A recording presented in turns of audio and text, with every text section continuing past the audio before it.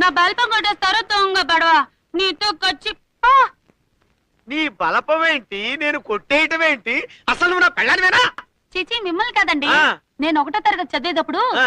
ఒక నా బల్పం కాచేశాడు. అప్పుడు నాకు గొంతు లేదు కదా, అప్పుడు అనాలనుకున్నమాట ఇప్పుడు బయటకు వచ్చేసింది.